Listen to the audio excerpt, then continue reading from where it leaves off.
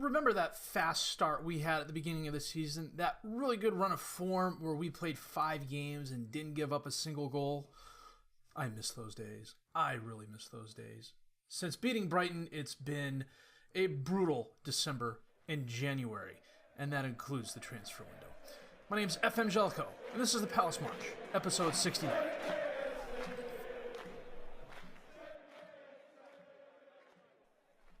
Well, I wasn't quite sure what screen to start on, so after a little bit of back and forth, we're starting here on the schedule. And as you can see, it's been a bloodbath. Of our last 9 games, we've only won 3. The first was Chelsea in the Carabao quarterfinal, a 1-0 victory. Miguel Luis, a 39th minute goal. Chelsea probably should have won this game. 24 shots, 10 on target. Rodrigo got hurt with about 15 minutes left, and they didn't take him off because they'd already used all 3 of their subs. And I think that's what helped us, the fact that they were essentially a man down for the last 15 minutes of the game, because they really didn't have any more shots after that. Mepham, a player of the match performance.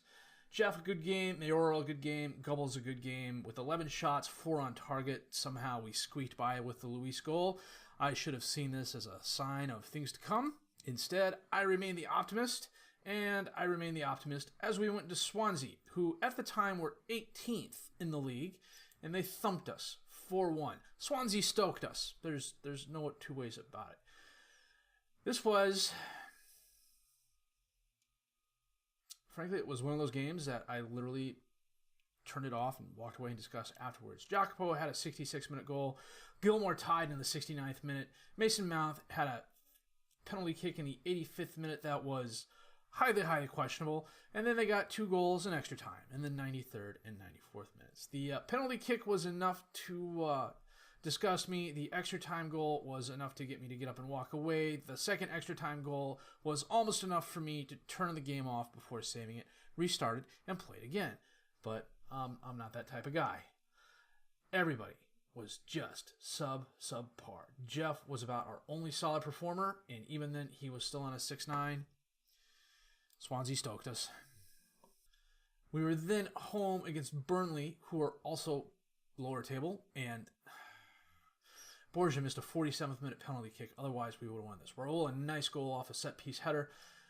Johan Berg Gudmundsson had a goal in the 74th minute to equalize it. This was a game by all rights we should have won, as we had 22 shots, 10 on target, 2 woodwork hits, both of which probably should have gone in. One of them was an absolute screamer from Tonali that hit the crossbar and I think left a dent in it.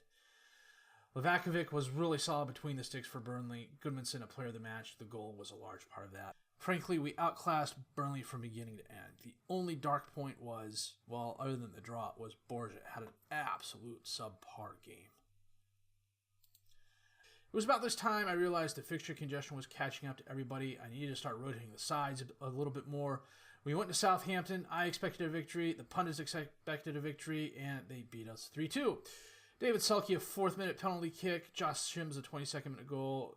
Jean Lukumi, a 53rd-minute goal. Faraz had a 26th-minute goal. Cordy had a 61st-minute goal to bring it close. Southampton was just better than us today. 20 shots, 10 on target.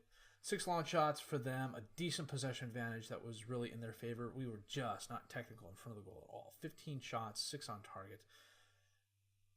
The 2 clear-cut chances and the 1/2 chance were offset by the fact that we just could not put anything together. The front 3 in particular were very subpar.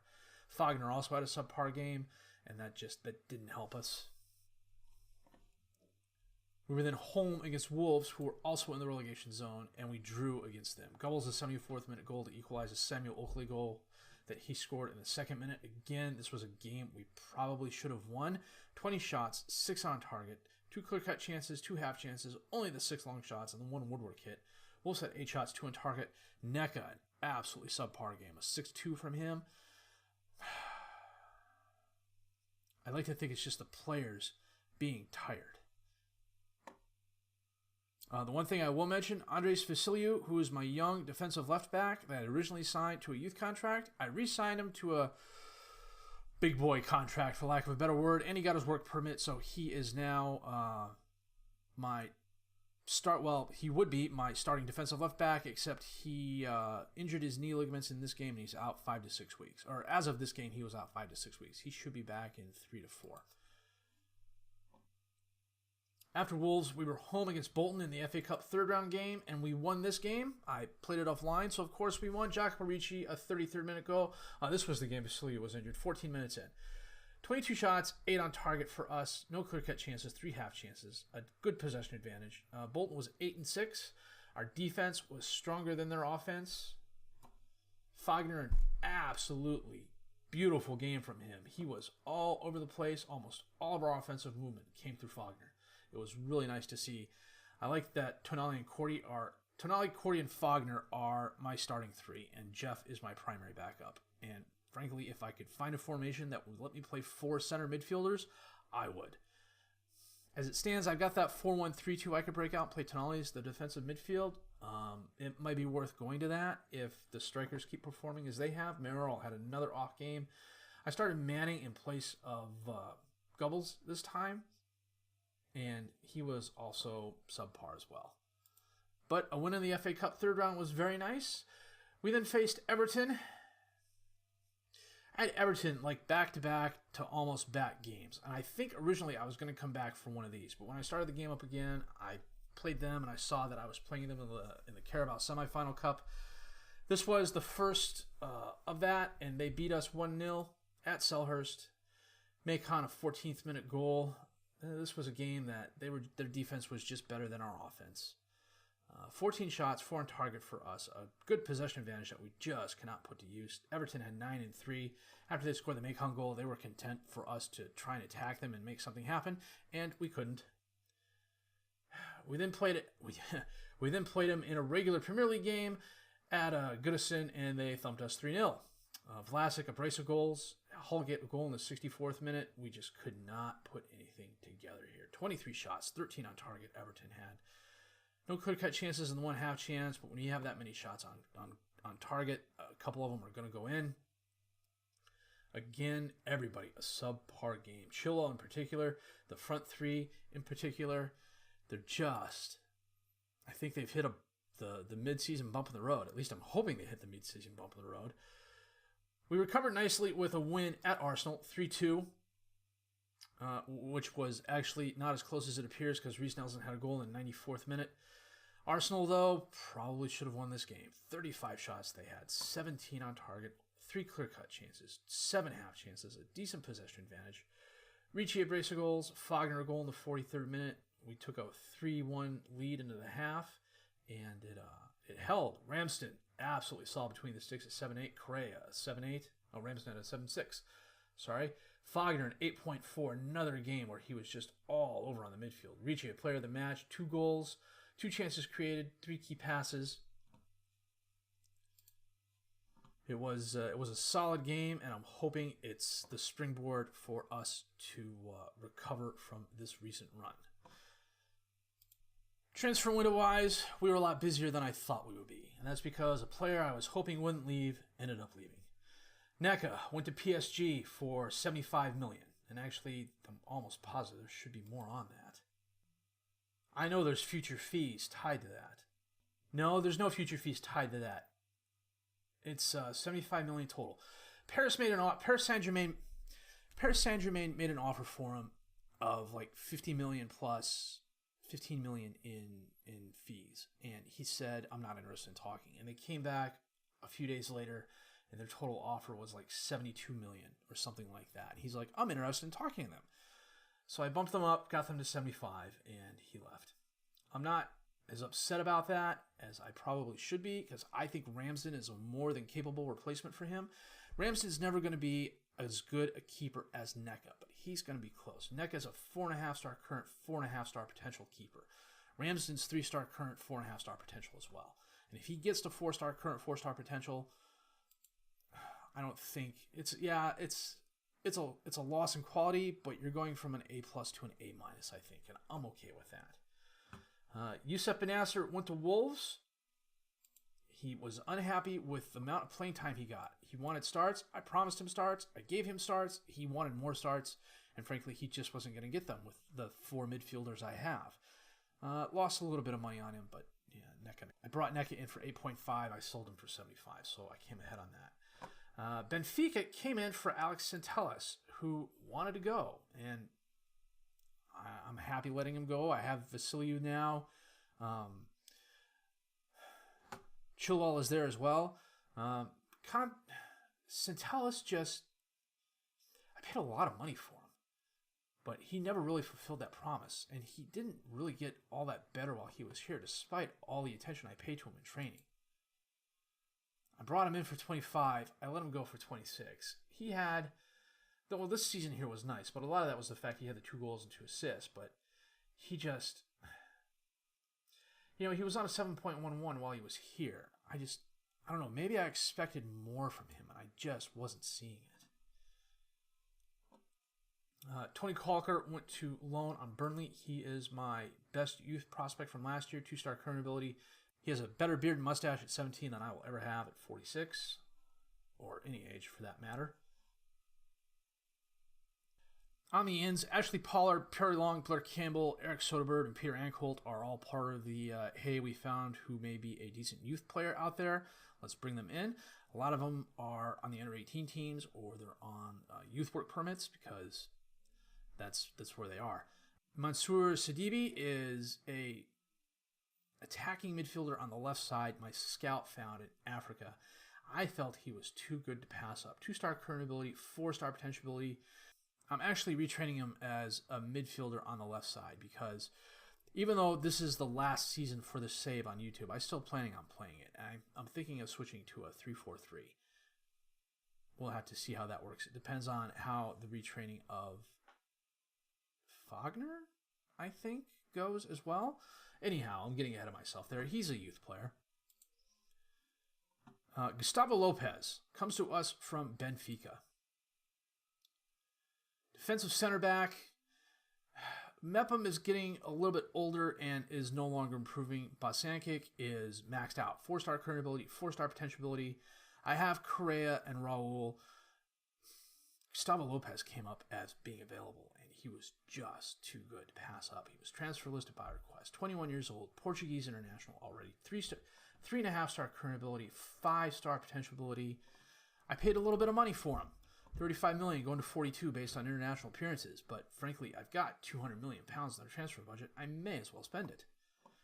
Ethan Laird is the lone player from Man United. We had him before. I picked him up because I needed a little bit of depth at defensive right back, because I believe Sablik is leaving. I'm going to have to check that here in a second. I know I put Sablik out there, and he accepted an offer. I just don't know where from. I'll get to that here in a second. But I picked Laird up because he can play all the defensive back positions, and he was available. Mattia Parent comes to us from Juve. With Neka leaving and Ramsden stepping up to first team, I needed a good keeper to back him up. Parent was the best of it. Well, Parent was not the best available. I take that back. He was not the best available. Svilar was the best available. I made an offer for him. He decided to go be a backup at Man United. 32 years old, 2.5-star current ability, 2.5-star potential ability. If he'll be getting starts every once in a while against, knock on wood, weaker opponents that aren't going to stoke us. Just to keep Ramsden healthy. I suspect Ramsden is going to see a lot of time in the future as the under-23 and possible English keeper. Sablik's got a bid from Augsburg for 13 million, which I believe he is going to accept. For a guy I brought in for 200,000 pounds, that is a really, really good deal. Raul is going out on loan. He's kind of lost in the defensive backfield. He needs first-team playing time to develop. He'll get more out on loan than he will here. And because I have Laird and I brought in Lopez, that's his name. I'm looking right at it. He's got to be here. He's probably... I got to scroll up. Yep, there he is. Gustavo Lopez. Anywho. Bosankic's wanted, but no one's made an offer for him. And frankly, Barca would have to make a huge offer for me to let him go. I'm okay losing Neka. I'm not okay losing Neka and Bosankic the same transfer window. It's possible Mepham's going to leave as well. There was a team that wanted him, but then they decided not to get him. All the players who support William Gubbles thinks there's a weakness in the first team squad. A lot of the players agree with him. I'm not really seeing it. I think we've got a really solid squad. More importantly, we have really solid depth. About the one place we could probably improve is strikers. Nketiah is a capable backup, but I'm just less and less impressed with Manning. And my sixth striker is a youngster, Richie Rafferty, who has potential, but he'll never be more than a part-time sub. So, problem is, there's nobody out there I'm willing to spend money on at this point. Transfer window is not closed yet, though. That could change. Today, though, it is all about Everton in the second leg of the Carabao. I'm going to double check my best 11 here, set the bench, and we will come back with that match in just a bit. Well, today we are at Everton playing our 4-3-3. Pair in goal, Chilwell, Basankic, Lopez, and Correa as the defensive back four, Fagner, Tonali, and Jeff as the midfield three, Ricci, Gubbles, and Mayoral up top as the strikers. Perrin is actually an attacking sweeper keeper. I'm not playing him as an attacking sweeper keeper. We're playing him as a support sweeper keeper.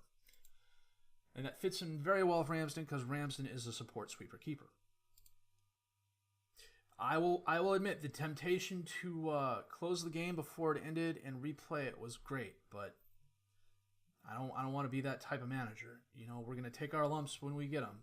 You know, we're going to get stoked when we get stoked. It's Chilwell with the throw-in to Tonali. Over to Correa at the top of the box. Over to Mayoral. Centers it to Correa, who takes a shot, but he curls it high and right. You know, it's not the fact that we lost. It's the fact that we lost to teams that were lower on the table than us, including teams that were in relegation fights. I mean, they're not good teams when you compare the players. You know, we should be better on paper, but on paper doesn't win you games. Playing the games wins you games. Chilwell holds it up, crosses it in, Gubbles is there, and far post heads it in past Jorge? No, that's not Jorge. Who is their keeper? Jorge was the guy that challenged Gubbles. Nice cross by Chilwell. Well, going into halftime with a 1-0 lead, Everton's had more shots, but they really haven't been able to put anything together. 11-2, we've had 7-2. No clear-cut chances. They had the 1.5 chance, but 4 of their shots have been from distance. That's probably helping us. See if we can't grab another goal in the next 15 minutes or so, and then we'll make some substitutions. Well, either way, we're making substitutions here in a little bit. Felipe Anderson on the corner kick. Dimanica off the post. Kicks it again. Bounces it off Basankic, who clears it. And that is the highlight. That was well done by Mirko. Now, 60 minutes in, no other highlights. So we are going to take off Tonali. Correa is also going to come off, and Laird is going to come on. One of the other reasons I picked up Laird is that he's also a pretty good wingback. Correa is a very good wingback at the defensive right back position. Laird is on probably, what is that, 80%, 90%? I'm going to save the last sub for now. Everton's had a lot more shots, but Vlasic. Ball's knocked away, but it goes right to Macon. Sends it left over to Jorge, George. Perrin, nice save. Easy save. If he had let that in, I would have been highly, highly disappointed. Anderson with the penalty kick, taps over to Macon. Back to Anderson, drives left, holds it up. Ball's kicked away, but it goes right back to Macon. To Davies. Long pass to Arlen, all alone on the right. He drives towards the center, takes the shot, but skies it over the crossbar. We are going to go to penalty kicks. Been a while since this has happened. Mayoral.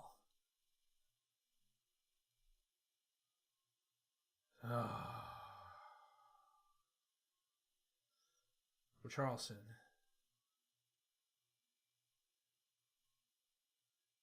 And Gubbles steps in. Who is their keeper? Pickford. Oh, nice. Anderson.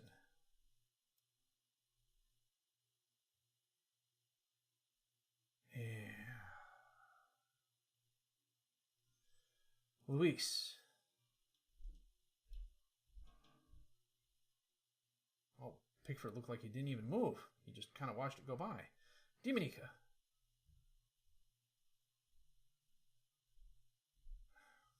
Nope. Ricci. Come on, Jacopo. Very nice. Jorge. Come on, Perrin. Nope. Fagner steps up. Oh, I hate it when it does this. The long, slow walk. Come on.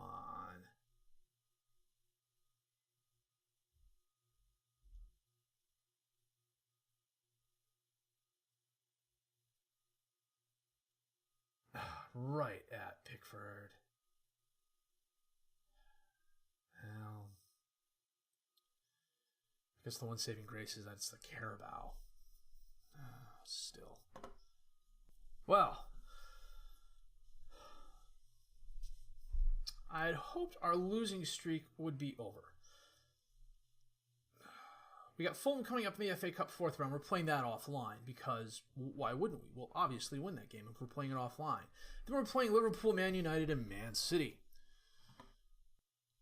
who are currently the 2nd, 1st, and 3rd place teams in the league. We are 4th on 49 points. While we were losing, Man United was busy winning. At one point in time, they were 12 points ahead of us. We've managed to get that back down to 9. It's the top of the Premier League is a dogfight, as it usually is, but we need at least 4 points from those 3 games if we want to contend. And then we're coming back for, we're going to come back for the first game of the Champions League knockout round. We're playing Borussia Mönchengladbach. So come back for that, and then the next episode will be the away game of that. And then, depending on what happens, we will go from there. Transfer window is still not closed. There could be a couple more movements. I don't see any other big-name players leaving. It's possible we might get another big-name player in. It depends on who else is out there. Well, I'm glad you guys weren't around to see that because, frankly, I don't know that I would have inflicted that sort of... I don't know that I would have inflicted that on an enemy, let alone a friend or a fan. But losing on aggregate stinks. Counting that as a win, though. Why are they counting that as a win? We lost. We won the game, but we lost on penalties. That's why. I swear, sometimes this game does its level best to confuse me, but then again, I'm easily confused sometimes. If you liked what you've seen and heard, please leave a like, subscribe to the channel for more content. Questions, criticisms, comments, leave them down below. I will answer them as fast as I can. My name is FM19. Thank you for watching.